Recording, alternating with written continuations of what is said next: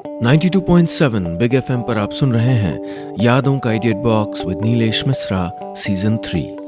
दोस्तों, हमारी कहानियां आप रेडियो के अलावा जब चाहें मोबाइल फोन पर ये नंबर डायल करके सुन सकते हैं 505-6677 यानी 505-6677। दोस्तों, जो कहानियां मैं आपको सुनाता हूं वो लिखी होती हैं मेरी मंडली ने। जी हाँ, मुंबई, दिल्ली और भारत के कई शहरों में एक राइटर्स की मंडली है जिनको मैं ट्रेन करता हूं। दोस्तों, मैं आपको सुनाने जा रहा हूं उमेश पंत की लिखी कहानी हरे रंग का धागा। परसों रात जब अपने कंप्यूटर पे अपनी यात्राओं की पुरानी तस्वीरें तलाश रही थी तो वो तस्वीर फिर मेरी आंखों के सामने चली आई। वो तस्वीर जब भी देखती हूं तो मेरे मन के अंदर का वो सैलानी कुलांचे मारने लगता है। न जाने क्या है भगवा रंग के कपड़े पहने और सूफियाना साफा बांधे उस तकरीबन 60 साल के चेहरे में कि उसको देखते ही पैरों में जैसे पंख लग जाते हैं। घर की दीवारें जेल की दीवारों सी नजर आने लग जाती हैं। कहीं बेधड़क और बेसबब दूर निकल जाने का मन हो जाता है। माँ ठीक ही कहती है, तेरे पांव एक जगह टिक ही नहीं सकते। सच तो यह है कि मेरा मन किसी एक जगह टिक ही नहीं सकता। हाथ में बंधे उस लाल रंग के धागे को देखा तो वो लम्हा एकदम ताजा हो गया जब आज से ठीक 1 साल और 2 महीने पहले पहली बार उस बाबा से दिखने वाले अजनबी से मुलाकात हुई थी। मसूरी जाने वाली बस जब देहरादून से निकली तो कुछ आगे चलकर एक आदमी मेरे बगल में खाली छूट गई सीट पे आके बैठ गया। वो इस तरह की अकेली यात्राओं के शुरुआती दिन थे। बस राजपुर रोड पे कुछ आगे ही बढ़ी थी कि उस आदमी ने मुझसे पूछा था, बेटा कहाँ जाओगी? बेटा, ये शब्द मुझको आज तक उससे मीठा कभी नहीं लगा।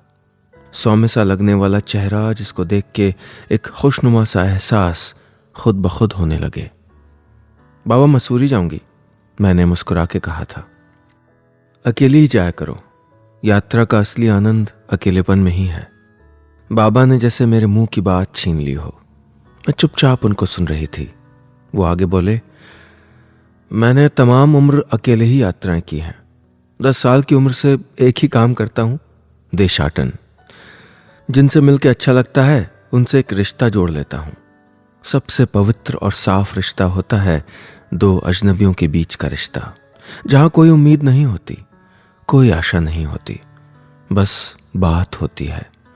वही बात सबसे खरी होती है, बाकी सब मिथ्या है, स्वार्थ है। ये कह के बाबा मुस्कुरा दिए थे। ये कहते हुए उन्होंने बस एक बार मेरी ओर देखा था और उसके बाद वो सामने देखते रहे और मैं उनको देखती रही। एक टक। ये कह के उन्होंने अपनी जेब से लाल रंग का धागा निकाला और कहा, अपना दायां हाथ आगे बढ़ाओ बेटा। मैंने दायां हाथ उनकी ओर बढ़ा दिया। उन्होंने वो धागा मेरी कलाई पे बांधते हुए कहा, घूमते रहना बेटा। मैंने पूरे देश में हजारों लोगों से ये कुछ लम्हों का रिश्ता बनाया है। वो कहते हैं ना कि दुनिया बहुत छोटी है, पर इस छोटी दुनिया में भी कुछ ही अजनबी मुझको दोबारा मिले हैं। हो सकता है कभी घूमते टहलते हम दोबारा मिल जाएं। कुछ ही देर में वो बाबा कहीं बीच में ही उतर गए। उतरते हुए जैसे वो खुद में ही बड़बड़ा दिए, मिलने से बड़ी यात्रा खोज की होती है, याद रखना। बाबा तो चले गए पर मेरे जहन से फिर वो कभी नहीं उतर पाए। अपनी पूरी जिंदगी उन्होंने घूमने में बिता दी। ऐसी ही तो जिंदगी चाहती थी मैं। खैर, मसूरी से लौटने के बाद मैंने उन बाबा के बारे में कई जगह से जानकारी जुटाने की कोशिश की, कई ब्लॉग्स टटोले। उनसे दोबारा मिलने की एक इच्छा सी हुई एक बार। उसके बाद भी घर वालों से लड़ झगड़ के अकेली कई सारी यात्राएं की, लेकिन उन बाबा के बारे में जानने वाला कोई भी मुझको कहीं और नहीं मिला। परसों ही कोई ट्रैवल ब्लॉग पढ़ रही थी तो मेरी नज़र उस विदेशी लड़की के ब्लॉग पर रुकी। उसने ठीक ऐसे ही एक बाबा का जिक्र किया था जिनसे वो दार्जिलिंग के पास मिली। उसने ये भी लिखा था कि वो बाबा आज तक पूरी दुनिया में सिर्फ 12 लोगों को 2 बार मिले हैं, लेकिन उनमें से एक भी लड़की नहीं है। वो बाबा जिससे भी दोबारा मिलते हैं उसके हाथ पे एक हरे रंग का धागा बांध देते हैं। ये पढ़ते ही मेरा मन उस हरे रंग के धागे को पाने के लिए मचल पड़ा। मैं वो पहली लड़की बनना चाहती थी जो उस बाबा से 2 बार मिली हो। ये ब्लॉग 2 दिन पहले लिखा गया था और उस बाबा ने उस लड़की को बताया था कि वो इसके बाद राजस्थान के सुंदर हिल स्टेशन माउंट आबू की तरफ जाएंगे। हालांकि ये पागलों वाला ख्याल था कि इतने बड़े राजस्थान में मैं उन बाबा को ढूंढ पाऊंगी, या फिर मैं जब जाऊंगी तभी वो बाबा माउंट आबू के आसपास मुझे मिलेंगे। लेकिन मैं कोशिश करना चाहती थी। वैसे भी वहां जाने की मेरी योजना हर बार किसी न किसी वजह से टलती रहती है। कुछ न हुआ तो मेरी एकांकी यात्राओं के सिलसिले में एक और यात्रा जुड़ जाएगी। यही सोच के मैंने राजस्थान के माउंट आबू की तरफ जाने का मन बना लिया। 92.7 बिग एफएम पर आप सुन रहे हैं यादों का edit box with Nilesh Mishra season 3। दोस्तों, रेडियो के अलावा आप हमारी कहानियां जब चाहे मोबाइल पर ये नंबर डायल करके सुन सकते हैं 505 6677 505 6677।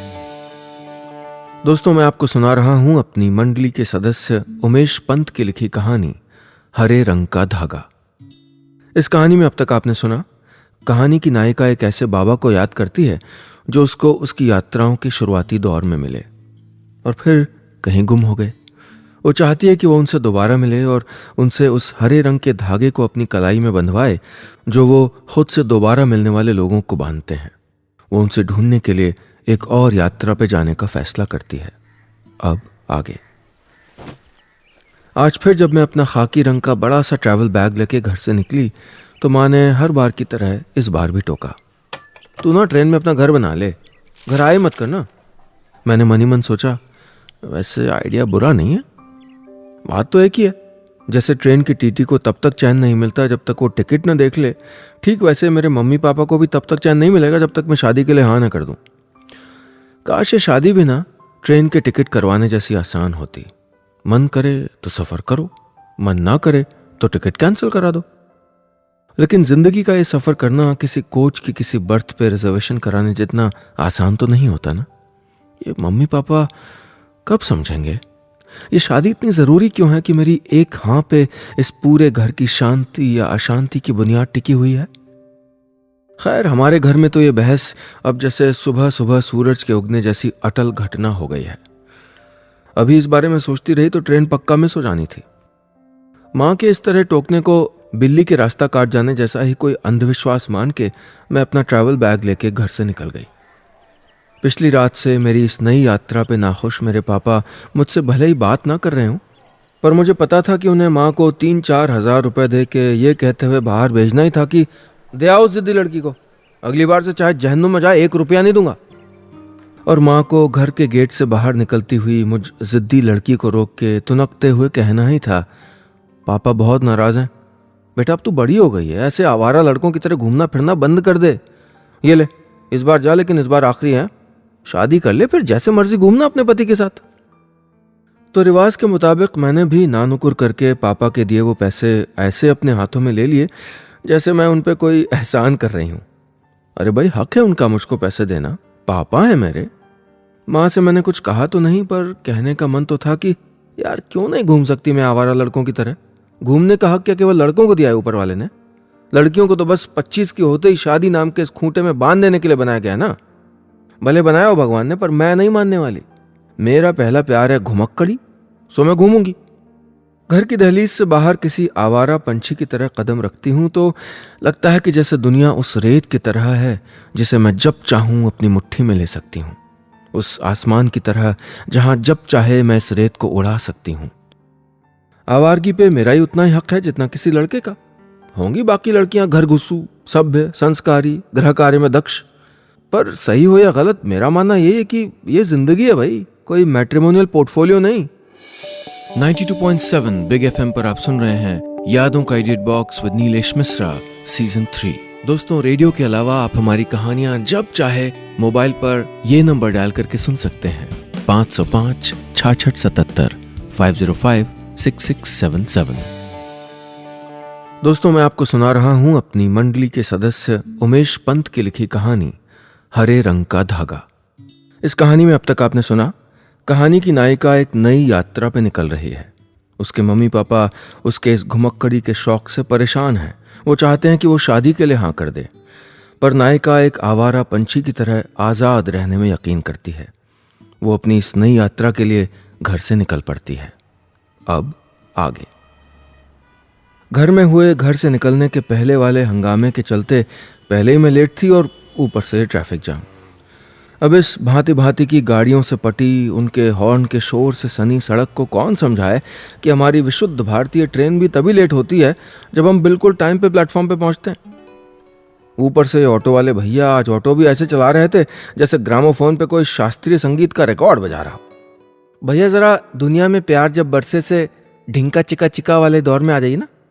पता नहीं उसको मेरा जोक समझ आया कि नहीं, पर वो अपनी गाड़ी में बज रहे एफएम के चैनल चेंज करने में जरूर लग गया, जैसे ढिंका चिका वाला गाना ही ढूंढ रहा हो।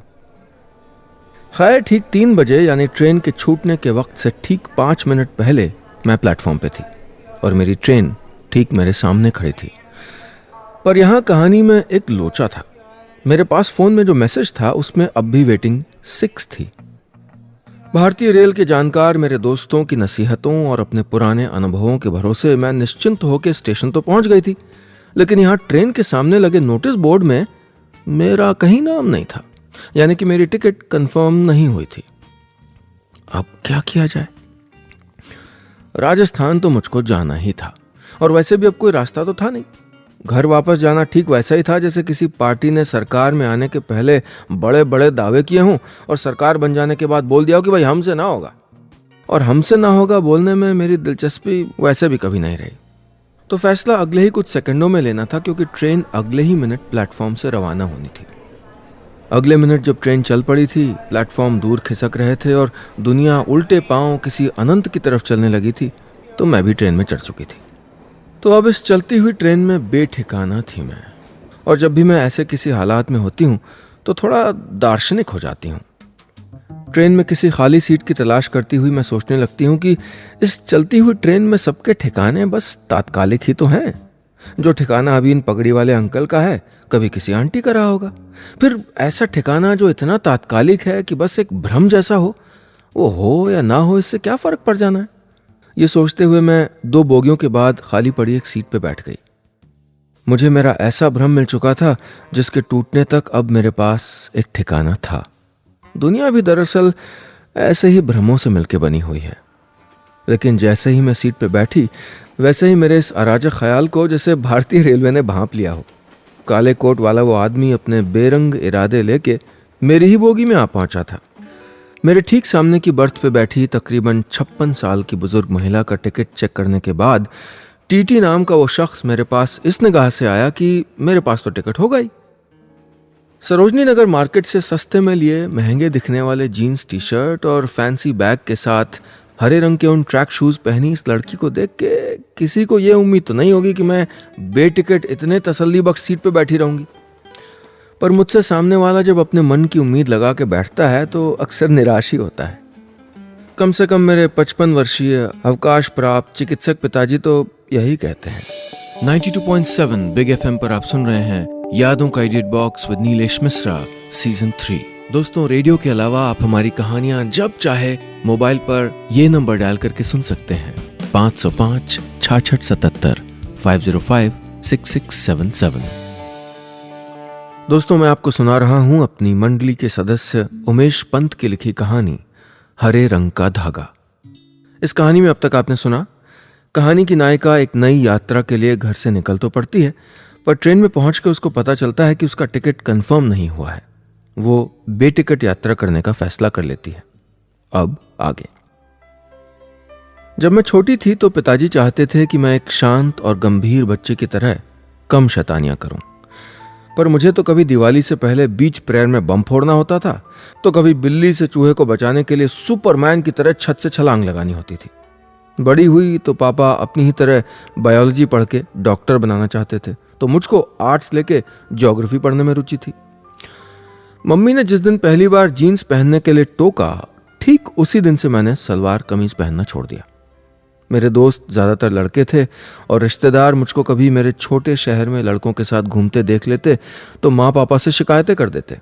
मैं ये शिकायतें सुनती तो उनको चिढ़ाने के लिए जबरदस्ती अपने दोस्तों को उन्हीं जगहों पे ले जाती जहां वो रिश्तेदार ज्यादा मिलते। मैं बुरी नहीं बनना चाहती थी, पर जबरदस्ती किसी के लिए अच्छा बनने से भी गुरेज था मुझको।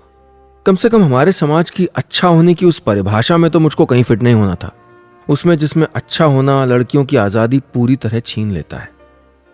मुझको हमेशा हर चीज से ज्यादा अपनी आज़ादी पसंद थी, है और रहेगी। खैर, अब टीटी मेरे सामने थे, क्लीन शेव चेहरा और उस चेहरे पे होठों के ऊपर कालीन की तरह करीने से बिछी मूछें। टिकट दिखाओ बेटा, टीटी ने प्यार से कहा। जी वो तो नहीं है, कह के मैंने भी बोगी में मुस्कुराहट बिखेर दी।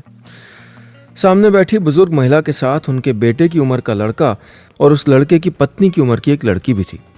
ये सारे लोग मुझको घूर के ऐसे देखने लगे कि जैसे घूर के देखने से मोक्ष प्राप्त होता हो। बेटा आप जानते हैं ना कि बिना टिकट। टीटी ने मेरे ज्ञान चक्षु खोलने के लिए ज्ञान बघाड़ना शुरू ही किया था कि मैंने बीच में ही बात काट के अपनी बातों की एक समानांतर रेल चलानी शुरू कर दी। हाँ सर, जानती हूँ बिना टिकट यात्रा करना कानूनन जुर्म है और इसके लिए 5 साल की जेल या 25,000 रुपए का जुर्माना भी हो सकता है। तो फिर आई होप आप 25,000 रुपए लेके आई होंगी। टीटी की बात में कुछ तलखी थी। नहीं सर, जेल तोड़ के आई हूं। अब मैं मस्ती के मूड में आ गई थी। क्या मतलब है तुम्हारा? सर मतलब ये कि एक बेचारी अबला नारी बिना टिकट कब यात्रा करती है, सोचिए। ये देखिए, मैंने फोन पे रेलवे टिकट संबंधी मैसेज दिखाते हुए कहा, ये मैसेज 2 दिन पहले आया था, इसमें वेटिंग 6 है और 4 दिन बाद भी ये टिकट क्लियर नहीं हुई। तो अब आप ही बताइए कि आरक्षण के इंतजार में धोखा खाई एक लड़की अब जाए भी तो कहाँ जाए? घर वापस जा नहीं सकती, क्योंकि टू बी ऑनेस्ट अगर घर गई तो घर वाले फिर घर से निकलने नहीं देंगे और एक बार फिर से घूमने फिरने की शौकीन मुझ लड़की को घर में महाभारत से होकर गुजरना होगा। अब आप ही बताइए कि कोई चक्रव्यूह तोड़ेगा भी तो आखिर कितनी बार? बोगी में सारे लोग मुझको मंत्रमुग्ध होकर सुनते जा रहे थे, खासकर काले लबादे में सिमटी लजाई सकुचाई सी वो लड़की जिसके पति ने किसी तरह मुंह से आवाज निकाल के टीटी से कहा, जनाब जाने दीजिए, जब तक इनको सीट नहीं मिल जाती इनके साथ बैठ जाएंगी। उस आदमी ने अपनी पत्नी की ओर इशारा करते हुए कहा, और फिर टीटी अंकल भी मेरी तरह फालतू तो थे नहीं कि उनको एक बेटिकट लड़की की आत्मकथा सुनने का वक्त हो। तो वो अभी आता हूं, तुम यहीं रहना कह के बाकी जनता का टिकट चेक करने में मशगूल हो गए और ऐसे गए कि फिर आए ही नहीं। 92.7 बिग एफएम पर आप सुन रहे हैं यादों का edit box with Nilesh Mishra season 3। दोस्तों, रेडियो के अलावा आप हमारी कहानियां जब चाहे मोबाइल पर ये नंबर डायल करके सुन सकते हैं, 505 66 77 505 6677। दोस्तों, मैं आपको सुना रहा हूं अपनी मंडली के सदस्य उमेश पंत की लिखी कहानी हरे रंग का धागा। इस कहानी में अब तक आपने सुना, कहानी की नायिका अपनी नई यात्रा के लिए ट्रेन में बेटिकट ही दाखिल हो जाती है। किसी खाली सीट पे वो बैठ तो जाती है, लेकिन टीटी उससे टिकट मांगता है तो वो उससे बहस करती है। कुछ देर बाद टीटी कुछ देर में आने का कह के चला जाता है। अब आगे। रात के करीब 11 बजे होंगे जब एक 50-55 साल के आदमी ने बहुत झिझकते हुए मुझको जगाया। मैंने उन्नीदे ही उनकी ओर देखा तो वो झिझक के साथ बोले, बेटी ये B19 ही है ना? मैंने तो अब तक सीट का नंबर भी नहीं देखा था। पीछे मुड़ के देखा तो ये B19 ही था। जी कह के मैंने हाँ में सर हिलाया। ये सीट मेरी है। उन्होंने अपने हाथ में टिकट देख के एक बार फिर कंफर्म किया। मैं अपनी जगह से उठी, दबे पांव अपना बैग उठाया। आसपास के सब लोग सो चुके थे। बिना किसी को डिस्टर्ब किए मैं दरवाजे की ओर बढ़ गई। कोच में तकरीबन सारे लोग सो चुके थे, केवल गैलरी वाली लाइट खुली हुई थी। बोगियों के पर्दे लगे हुए थे, लिहाजा उनको खोल के ये देखना कि कोई सीट खाली है या नहीं अच्छा नहीं लगा, इसलिए दरवाजे पे आके खड़ी हो गई। बीच बीच में बाथरूम की तरफ आने जाने वाले लोग मुझको बड़ी अजीब नज़रों से घूर के देखते थे। सामने पूरी रात पड़ी थी और मेरा ठिकाना मिल जाने का भ्रम एक बार फिर टूट चुका था। टेंशन लेके कोई फायदा तो था नहीं, सो मैंने अपनी बैग की जेब से अपने फ़ोन के ईयरपीस निकाले और दरवाजे पे खड़े होकर अपने फेवरेट कलेक्शन के गाने सुनने लगी। दरवाजे पे बनी शीशे की खिड़की के बाहर काली हवा रेंगती हुई दिखाई दे रही थी। बीच बीच में रोशनी की कुछ छींटें दरवाजे के उस शीशे को लांग के मेरे चेहरे पे पड़ती और फिर उस काली हवा में कहीं गायब हो जाती। कानों में नुसरत फतेह अली खान साहब तरह तरह के रंग घोल रहे थे। अच्छा लग रहा था यह अकेलापन, न कोई चिक चिक न कोई रोक टोक।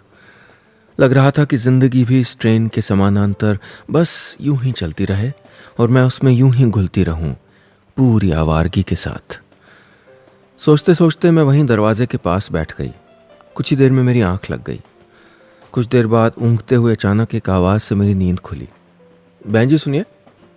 बहन जी, ये शब्द सुनते ही सामने वाला कोई भला आदमी सा लगा। खाकी वर्दी में एक 23-24 साल का लड़का मुझको जगा रहा था। बहन जी, आपको सीट नहीं मिली? उस लड़के ने अपनी बात पूरी की। नहीं, सीट का क्या है, बैठने की जगह मिल गई है, सुबह तक पहुंच ही जाना है। नहीं नहीं, ऐसे कैसे? आप एक काम करो, यहाँ लेट जाओ मेरी सीट पे और मैं यहाँ पे बैठ जाता हूँ आपकी जगह। उसने बड़े अपनेपन से कहा था। मैंने झिझकते हुए कहा, नहीं नहीं, लापरवाही मेरी थी, आप क्यों परेशान होंगे। वो लड़का अपनी सीट पे बिछी चादर को साफ करके करीने से बिछाने लगा। उसने सरहाने पे एक तकिया बिछाया और सामने बनी अलमारी से एक साफ सुथरा कंबल निकाल के उसको सीट पे रख दिया।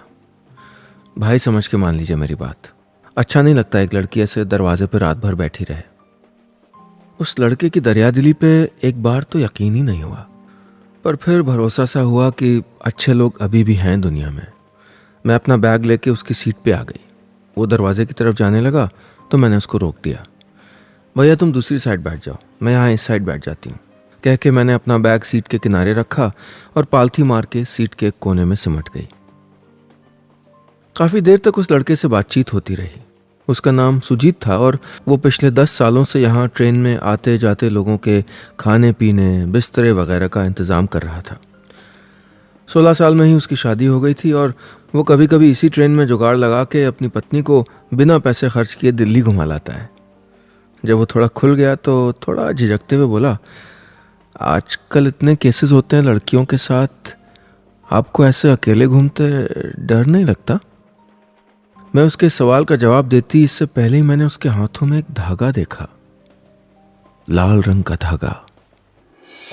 92.7 बिग एफएम पर आप सुन रहे हैं यादों का edit box with Nilesh Mishra season 3।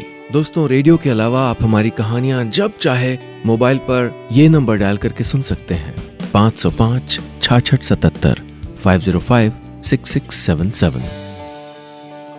दोस्तों, मैं आपको सुना रहा हूं अपनी मंडली के सदस्य उमेश पंत की लिखी कहानी हरे रंग का धागा। अब तक की कहानी में आपने सुना कि कहानी की नायिका ट्रेन में बेटिकट बैठी है।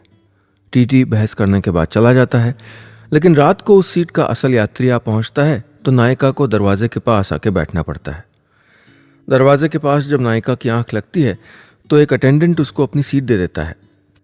अटेंडेंट से बातें करते हुए नायिका उसके हाथ में एक लाल रंग का धागा देख के चौंक जाती है। अब आगे। एक मिनट, पहले ये बताओ कि यह धागा तुम्हारे हाथ में कब और कहां से आया? उत्साह में मैंने उस लड़के से पूछा और बड़े गौर से उस धागे को देखने लगी। मैंने उस धागे को अपने हाथ में बंधे धागे से मिलाया। मेरे हाथ में बंधा धागा अब अपना रंग खो चुका था, लेकिन इस लड़के के हाथ में बंधे धागे का रंग एकदम ताज़ा था। मुझे एक छोटी सी बात पे इतना उत्साहित देख के वो लड़का कुछ घबरा सा गया। ये तो बस एक सिरफरा सा बाबा मेरे हाथ में बांध के चला गया था, कि उसमें कोई जादू टोना है क्या?